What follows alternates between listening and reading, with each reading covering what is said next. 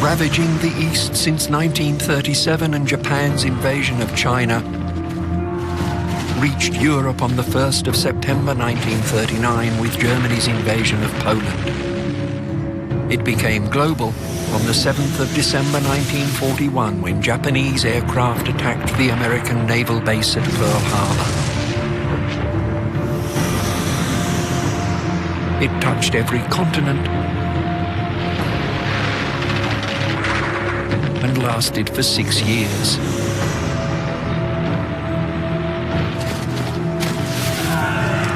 It ended with a new weapon for a new age. This is the history of the greatest of all man-made events. These men are part of that history. They are eyewitnesses to the triumphs and tragedies of the war wherever it was fought. Their testimony is part of the story of how our world was made. By those who could pay and those who could no longer meet. The price of empire.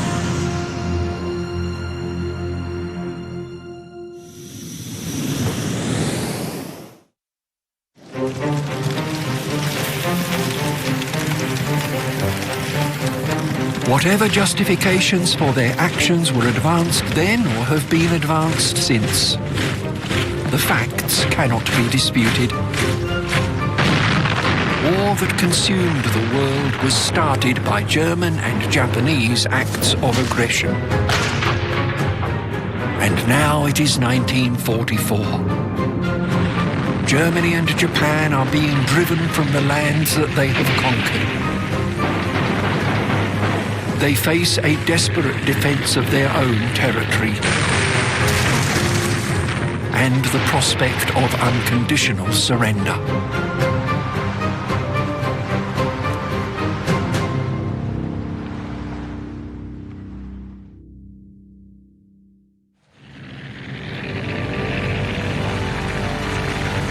Late in 1944, the winter had stopped the Allied advance north through Italy, short of Bologna.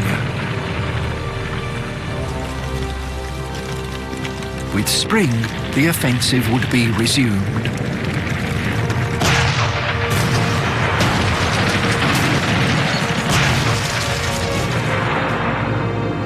All of a sudden, these Germans were flying over us, dropping pamphlets. 10th Mountain Division, welcome.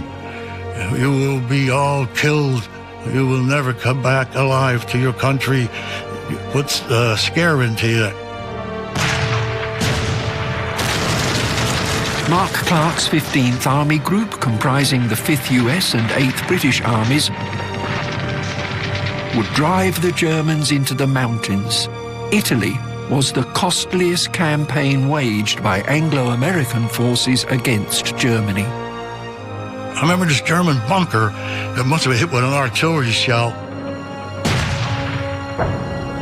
And this German was yelling for help. One of the guys going with a grenade. He pulls a pin and throws it right in there. Boom. And everything was quiet. I tried to stop him, but maybe it was, in a way, he was right. Mark Clark planned to catch and squeeze German Army Group C between his two armies. By now, Italians, in the form of partisan brigades, were fighting with the Allies. Replacements for Canadian troops that had been withdrawn to join the Normandy invasion force. The campaign began with Indians and New Zealanders attacking on the 9th of April, followed by other 8th Army units attempting to turn the flank of the German 10th Army. Good progress made and many prisoners taken by men who, though crowded out of the headlines, are most certainly not a forgotten army. The US 5th Army, General Truscott, was delayed by bad weather and joined the offensive on April 14th. In the centre, 2nd Polish Corps crossed the Silaro and began forging ahead along Route 9. Bologna fell on the 21st. Modena and Ferrara in the next couple of days. On the 23rd, General von Weitinghoff, who had been encouraged to make peace overtures by Heinrich Himmler himself, agreed that an approach should be made to the Allies without reference to Berlin. But by the time an Allied representative had received authorization to negotiate, the offensive had an almost unstoppable momentum. The Americans reached Genoa on April the 27th. On the 29th, the Germans, acting without authorization from Berlin, signed an unconditional surrender. The war in Italy was over. That was that. Unconditional surrender of nearly 1 million men signed away by German officers in sports coats. On the same day, but on the other side of the world, the formation that was longer in frontline service than any other in the British Army, the 17th Indian Division, entered Pegu as part of the final assault on Burma's capital, Rangoon. Two operations designed to expel the Japanese from Burma had been underway for several months. Capital, in which Slim's 14th Army advanced from Assam across the Chindwin, re-establishing contact with the nationalist Chinese, and Dracula, a combined airborne, land and amphibious assault on Rangoon. Operation Capital had been launched on December 3rd.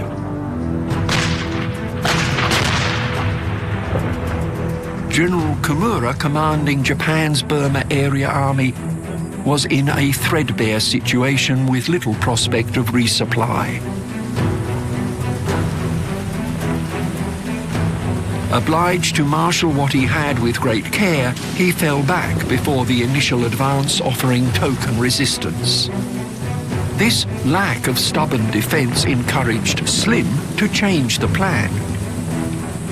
Operation Extended Capital was more ambitious. It envisaged a race south to seize a port, Moulmein or Rangoon, before the onset of the monsoon.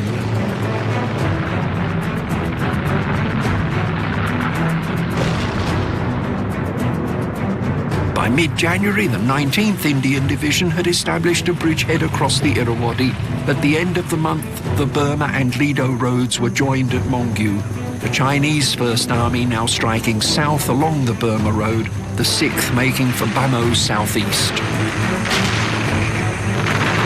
4th Corps pressed south, initiating the battle for Mektila, which fell to the 17th Indian Division,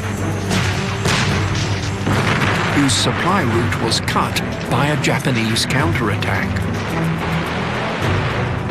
The veteran 17th had to rely on airdropped supplies, repelling repeated attempts by the Japanese 33rd Army to take Mektila's airfields.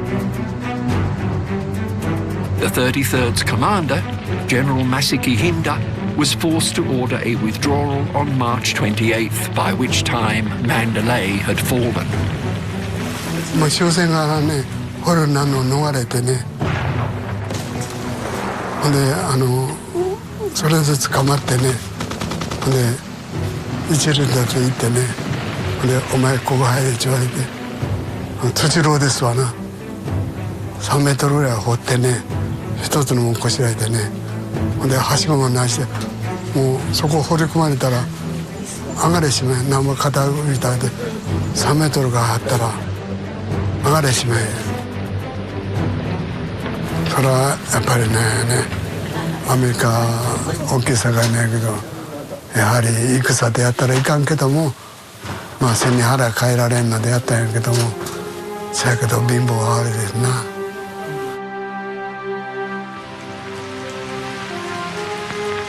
By late April, the first promise of the monsoon, the so-called mango rains, were falling. It was decided to go ahead with the combined Allied assault on Rangoon. When we got near Rangoon, the rains came.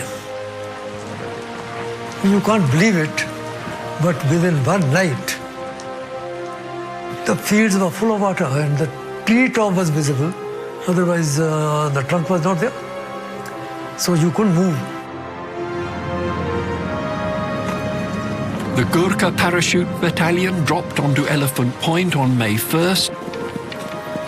The 26th Indian Division made the amphibious assault the next day, but there was nothing to assault. The Japanese had withdrawn the day before. The Japs apparently used to go for this gold teeth. Used to have gold teeth, a lot of them. You come across dead Japs, you had to search them, see what identification on them, tell who they were. And the chap that we had in the West Kents, he used to look at them and collect their teeth. He got a little bag, gold teeth. Now this is true, I'm not making this up. By the beginning of August, the last Japanese had withdrawn from Burma, but they were not pursued.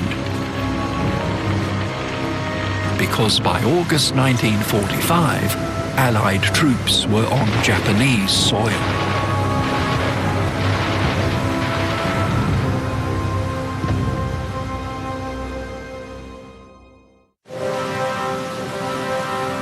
The opening campaign of 1945, pushing back the co-prosperity sphere, had been the conquest of the Philippines. It had started with Leyte, then moved to the main island of Luzon, where the first landings had occurred at the beginning of January. The landings were virtually unopposed, but offshore, the activity was destructive. Kamikaze was an effective use of obsolete machines and only partially trained pilots. The Japanese dispatched waves of kamikaze, which damaged many ships. The kamikaze slogan was, "One plane, one warship."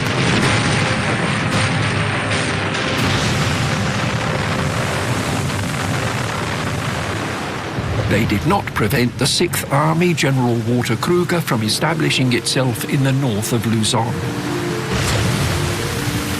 14th Corps struck Lingayen, 1st Corps alongside it struck Rosario and met fierce resistance before breaking out. 11th Corps landed north of Bataan on January 29th, 11th Airborne at the entrance to Manila Bay 2 days later.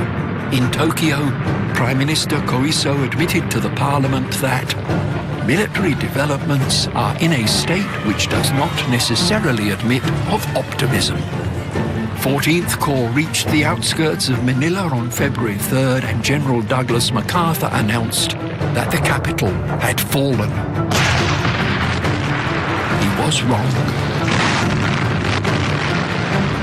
Japanese resistance in Manila did not end until March 3rd, by which time Kruger's 6th Army had taken 6,500 casualties and the Filipino capital had been reduced to rubble.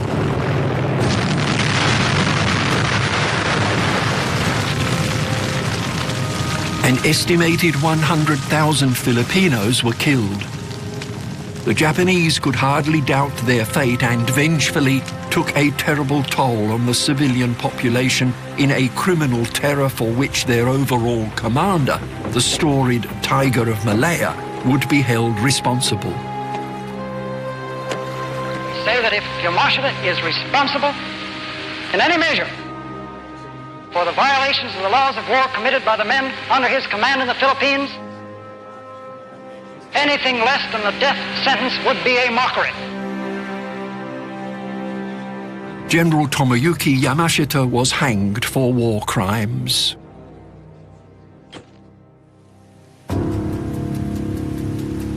Many Japanese troops remained in strong defensive positions throughout the Philippines.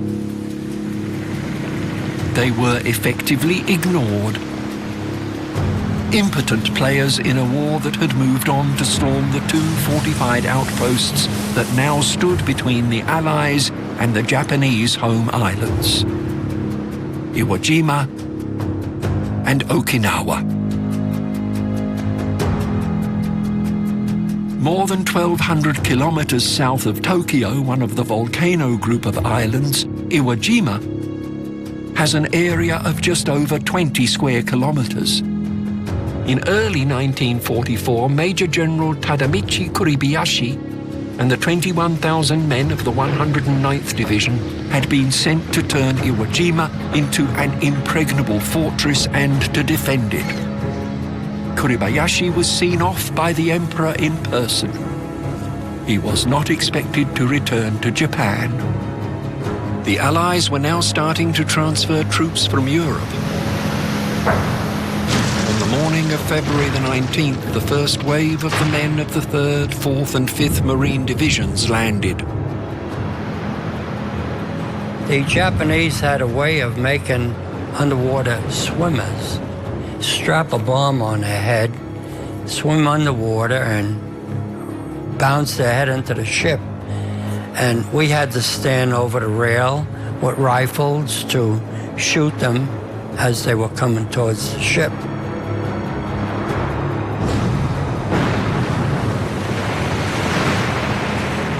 Kuribayashi's plan was to hold fire until the beach was congested with Marines and all their equipment.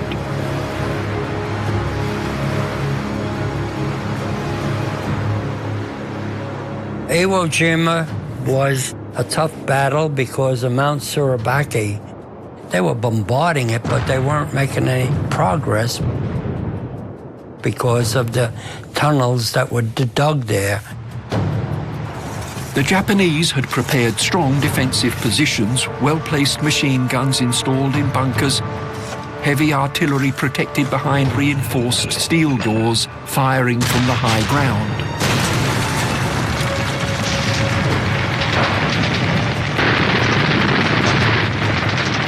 The Marines were ready for suicide banzai attacks, but these did not come. Kuribayashi, who believed them to be wasteful, had forbidden them. As the battle ground on, the Japanese grew short of food, water and ammunition.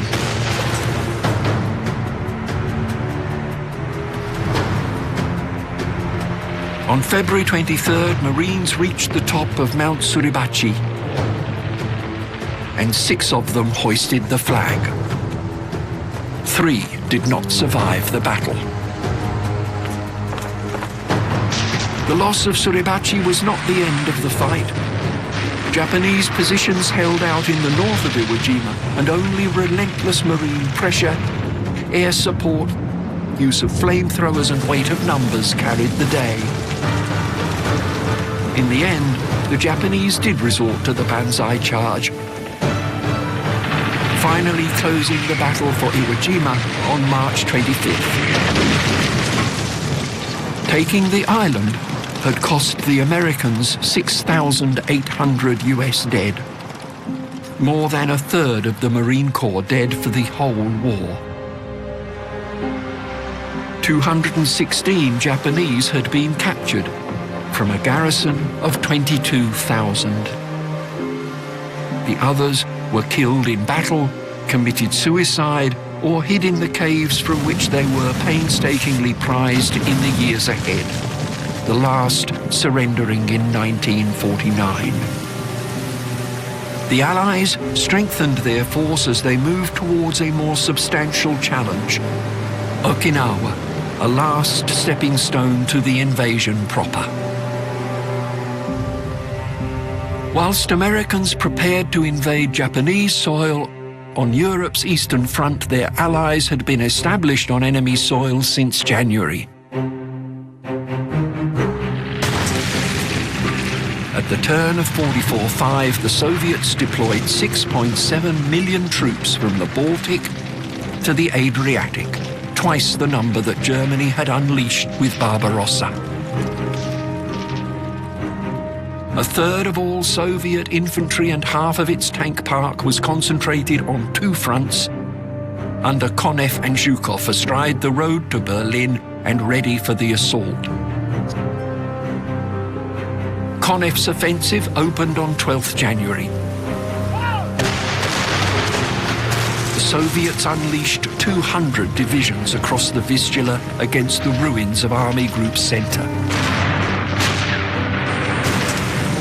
By the end of the first day, tanks had broken the front to a penetration of more than 30 kilometers.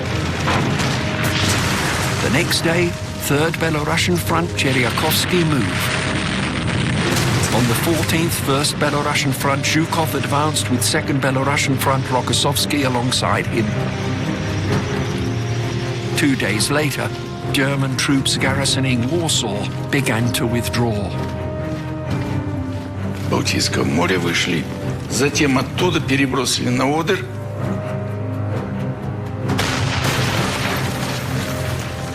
На Одерский плацдарм, участвовал в взятии Варшавы, затем прямой дорогой. Она прямая так, это по карте, а на самом деле.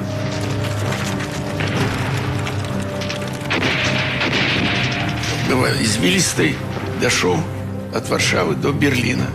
Форсировать Одер приходилось, Шпрее и так далее. Warsaw fell on the 17th, Krakow on the 18th. In 2 weeks, the Soviet army would advance 480 kilometers, the Germans falling back until the advance paused with the Russians 80 kilometers from the suburbs of Berlin. On January the 20th, elements of Konev's 1st Ukrainian Front crossed the German border at Namslau. Near north, the 5th Tank and 5th Guards armies were making a dash for the Oder. On January 21st, Hitler created a new army group, Vistula, and gave command of it to Heinrich Himmler. The army group could boast virtually no soldiers, only Volkssturm, people's militia. So the fact that Himmler was not a soldier hardly mattered.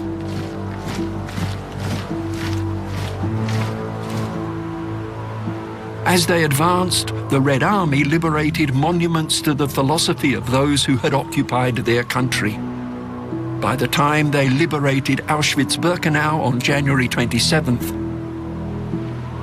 the Red Army had already overrun the death camps at Treblinka, Majdanek, Sobibor and Belzec.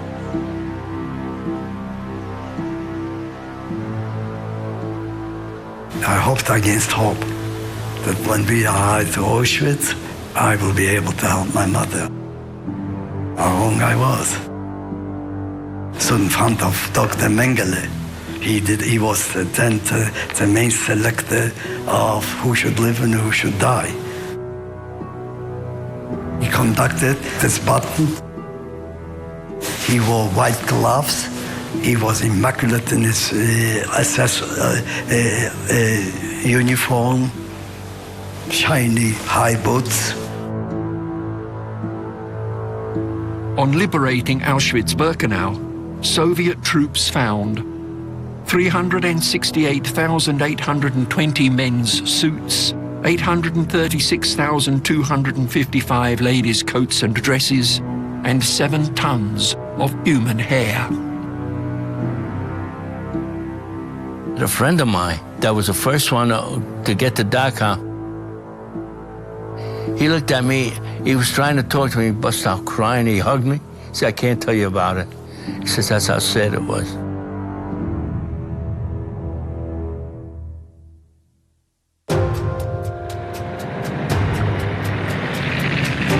Million Germans fled from the invader. Hitler's Drang nach Osten, thrust to the east,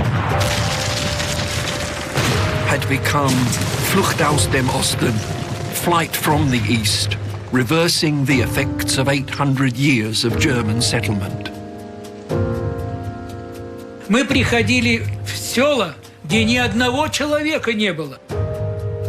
Мы приходили в города, где тоже пустые города. Немцы убегали, боясь, а их пугала пропаганда немецкая, что Красная Армия придет и будет мстить. за те злодеяния, которые они совершали на территории Советского Союза.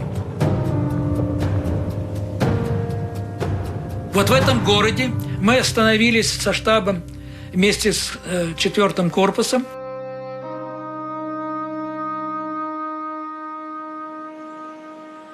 И часть его в земле. И вдруг мы слышим детский плач. Ну, скорее открыли крышку, и что мы видим? Мать задушила одну свою девочку, а другую пыталась задушить, но мы, конечно, их освободили, не дали.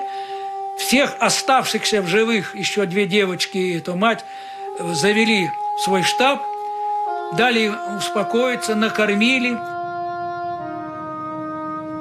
И потом эта женщина горько сожалела. By the beginning of February, Zhukov's and Konev's fronts were both poised on the line of the Oder, ready for the final assault. By mid-February, 8.35 million refugees were hastening away from the advancing Red Army. Some managed to board ship at Baltic ports to make good their escape. Thousands boarded the Wilhelm Gustloff out of Danzig.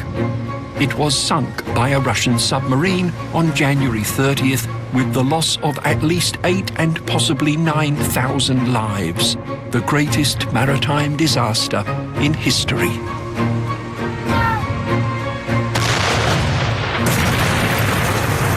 The day before the sinking of the Wilhelm Gustloff, Zhukov's first Belarusian front had crossed the German border. Konev was to his south and both were bracing for the race to Berlin. But both fronts had advanced further and faster than anticipated and were outstripping their supply and support. They had to pause. In early February, Chernyakovsky, Rokossovsky and Bagramyan began their assaults, and south of the line, Budapest fell to the Red Army. The siege of Budapest had lasted for 50 days, from when Soviet forces first encircled the city on December 26, 1944, trapping 70,000 German and Hungarian soldiers and over 800,000 civilians. Самое продолжительное и самое напряженное. Много погибло там наших. В том числе и меня сбили там.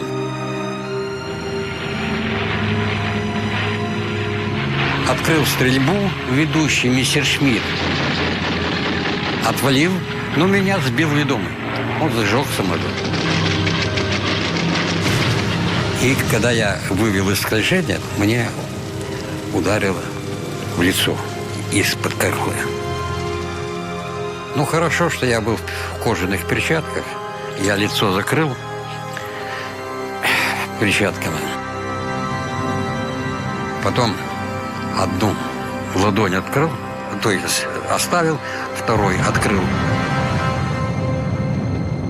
Я уже на парашюте начал скользить, чтобы побыстрее к земле. И тут у меня мысль такая возникла. Перед войной у нас пользовался большой популярностью фильм «Большой вальс» о Штраусе. «Голубой Дунай». И вот у нас было от «Голубой Дунай», хоть бы глазом увидеть. Ну, думаю, вот так. Я мечтал увидеть, а лечу в него. И никакой он не голубой, а свинцового цвета.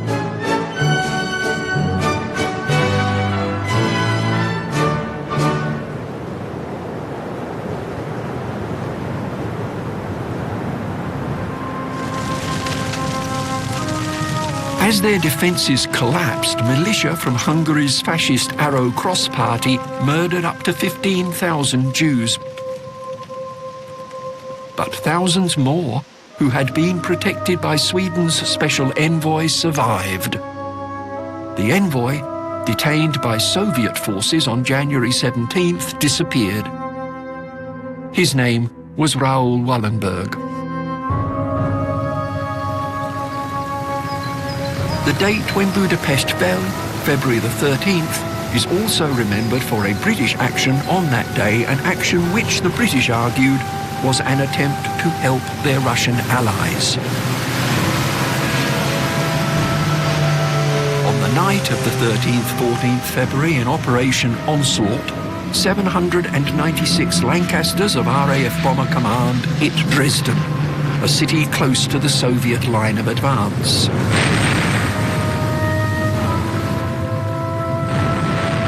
Much of the ancient city was destroyed. 50,000 people were killed. Our own crews reported that on their way home, Dresden's fires were clearly visible from over 100 miles away. Disquiet over the destruction is not a post-war phenomenon. Churchill himself was disturbed by an action which did not speed the end of the war. But neither, its supporters would argue, did it delay Germany's collapse. 10 days after Dresden, Rokossovsky launched his front into Pomerania. Zhukov joined the offensive on March 1st, and 4 days later, the German counter-offensive, Spring Awakening, was launched at the 3rd Ukrainian Front, General Tolbukhin.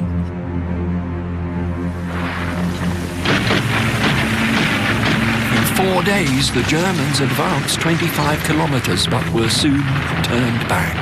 By mid-March, Spring Awakening was finished, and Hitler indulged in another round of sackings and replacements. By the 6th of April, Malinovsky and Tolbukhin had reached the outskirts of Vienna. The formerly glamorous capital of a great empire fell on the 13th.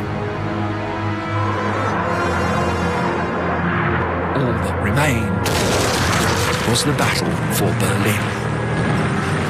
So sure were the Allies of victory that the Yalta Conference was organized for February. 2 months after attending the conference, President Roosevelt was dead of a cerebral hemorrhage. He was 63. All Washington said their last farewell to the man who had led them for so long, with such wisdom and so great a sympathy.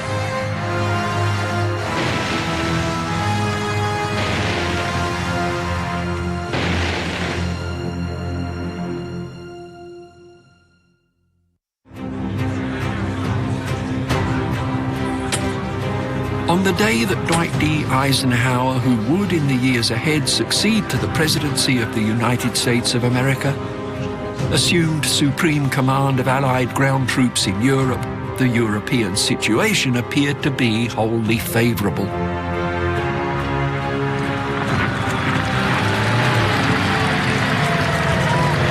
American Third Army, General Patton, was advancing on Metz. The First Army, General Hodges, was moving towards Cambrai, and the British Second, Dempsey, entered Arras.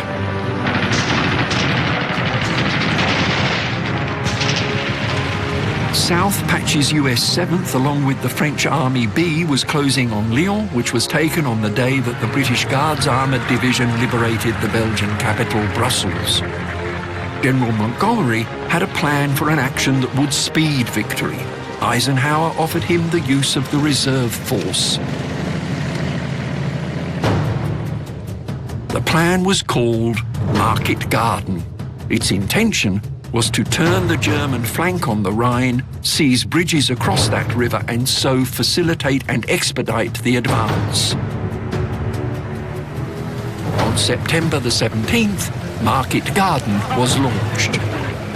Market was the airborne operation to seize the bridges. Garden was the overland advance by 30th Corps General Horrocks to link up with the paratroops. It required, if all went well, the airborne troops to hold out for 4 days until the arrival of 30th Corps. All did not go well.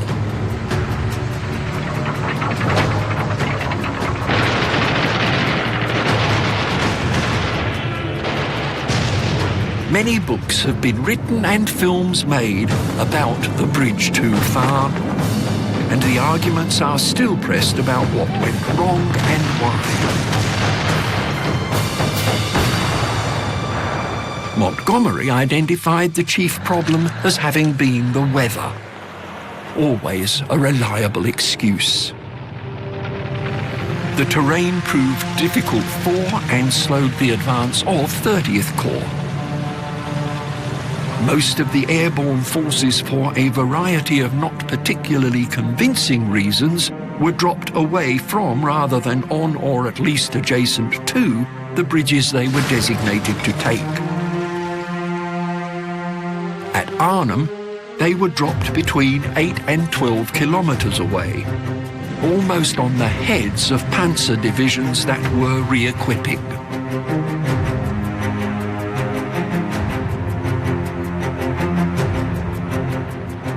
We were over the DZ, and it was red on, stand up, hook up,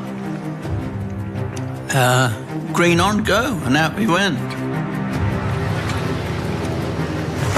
Feet together, head down, shoulders round, feet together, watch the ground, boom, that was it.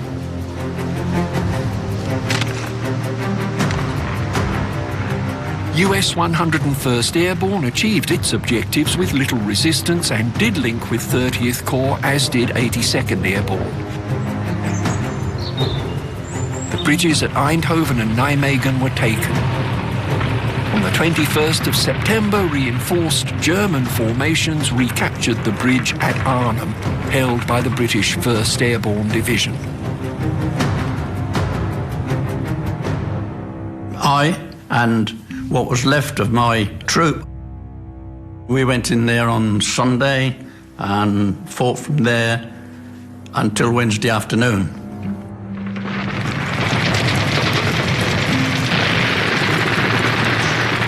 And there weren't many of us left then. Ammunition was pretty well non-existent by then. On September 26th, the 1st Airborne was encircled. Only 2,000 of its 10,000 members escaped across the Rhine.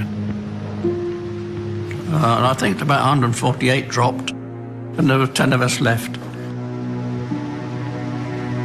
The failure of the operation meant that the war in Europe could not end in 1944. The day after the loss of 1st Airborne, Montgomery turned his attention to what some thought should have been his first priority: clearing the Scheldt estuary. The prize vital to the Allied advance was access to and use of Antwerp.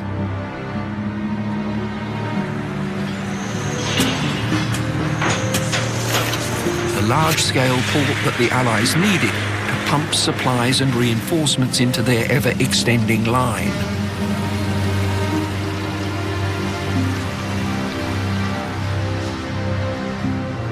Antwerp could not be used until the Scheldt estuary had been cleared, and, sitting like a roadblock in the middle of the estuary, was the island of Walcheren. The Canadian First Army began to move on the north bank of the Scheldt. The British Second Army was moving from the southeast. On October 16th, the Canadian 2nd Division took Wernstrecht. German 15th Army General Gustav von Sanger was now trapped.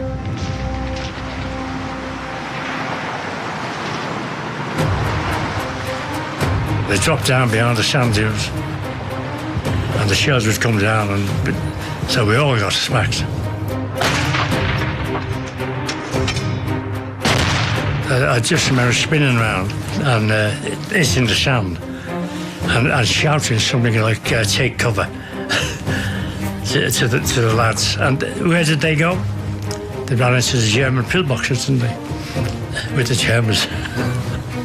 Not the ones who fired at us, but the ones who were just about to give up.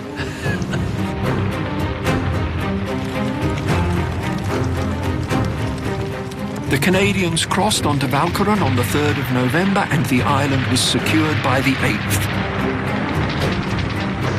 the day that Patton began his offensive in the Saar.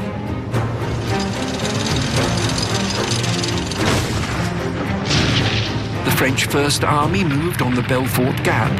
By the middle of the month, there were formations in motion all along the line.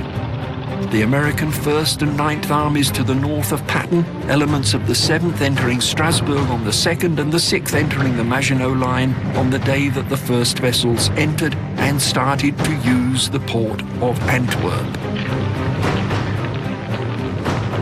And then, all hell broke loose. Operation Herbstnebel, Autumn Mist, was unleashed in the Ardennes on December the 16th, 1944. History remembers it as the Battle of the Bulge.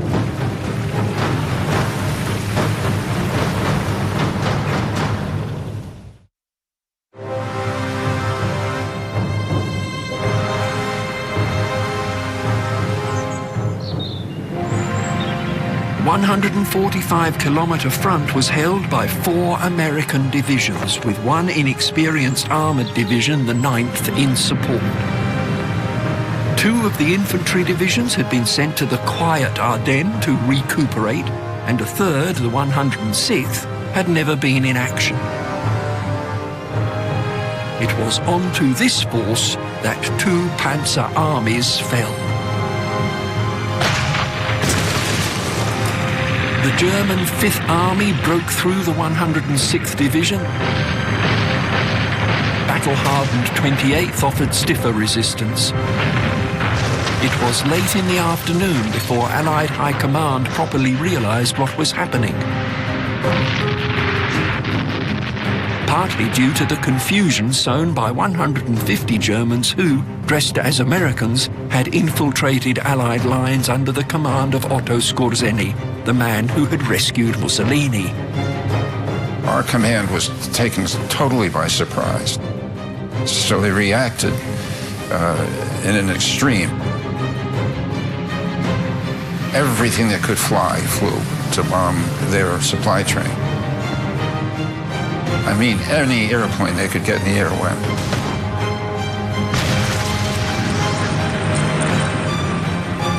And I can remember seeing the sky just filled with airplanes. It was really quite a sight.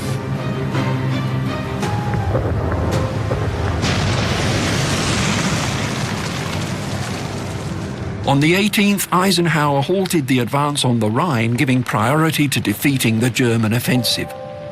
German onslaught slowed. Fuel was becoming a problem. When the bulge broke, they rushed us up to Belgium and tried to get there to help out. There was 3 of us in a house trying to get some sleep. And as we were there, a bomb came through and shrapnel was going all over the place. I got hit in the leg twice, and the other fellow, there was another fellow got hit in the chest. And there was a third guy, we didn't know what happened to him. There wasn't a mark on him. So we just assumed he died from concussion. Our outfit was in the Battle of the Bulge. We were around Bastogne. We were in a farmhouse. And I was laying next to a buddy of mine. And all of a sudden we hear this thud. And it went right between us. We both went like that. It was an 88. But it didn't go off. So I looked over at him and I said, "Holy snow." He said, "I just did." On the 21st, the commander of the US 101st Airborne in Bastogne, which had been surrounded, received a formal demand from the German commander that his troops surrender. General Anthony McAuliffe's one-word formal response was too difficult for German interpreters, but priceless for history. "Nuts," he wrote.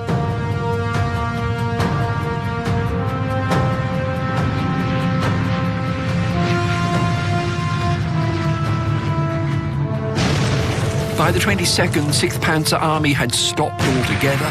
Units were losing contact with each other. Von Manteuffel's 5th Panzer Army, which had surrounded Bastogne, was pushing forward. But that is as far as the Germans got.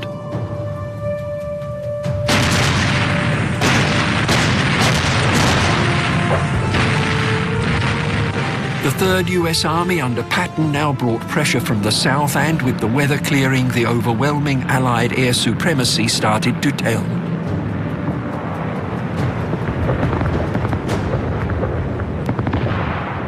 The 3rd Army was General Patton. And I remember during the period where we were under his command, he was very big with tanks and armored forces.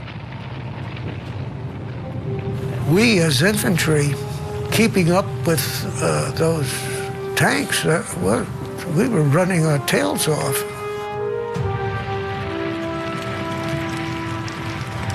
The Ardennes offensive cost each side about 80,000 casualties, losses from which the Allies could recover. But not the Axis, which was even more the case with losses in armour and artillery and aircraft.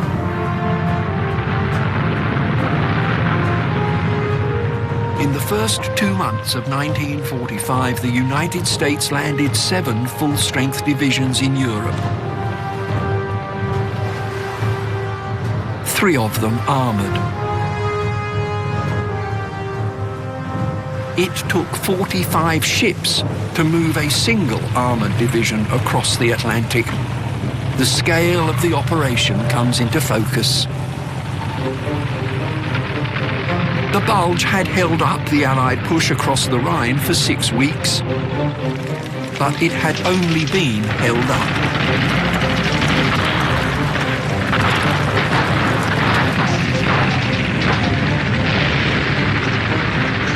Crossing the Rhine was the last barrier before Eisenhower's armies poured into the fatherland.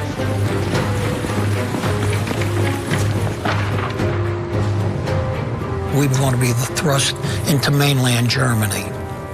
And all we knew was Germany was across the river, and we all piddled in the river for good luck.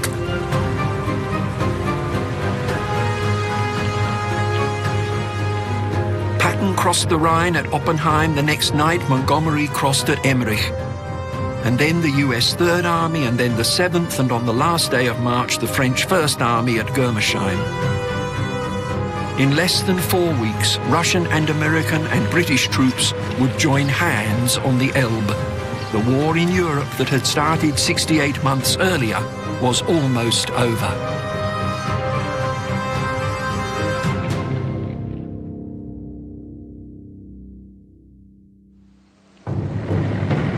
In the final episode of The Price of Empire, Berlin falls, the German Empire falls, and the war in the West ends. Allied forces fight their way onto Japanese soil, and a terrible new weapon hastens the end of the war in the East. Peace is made, the cost is counted, and the world is a different place.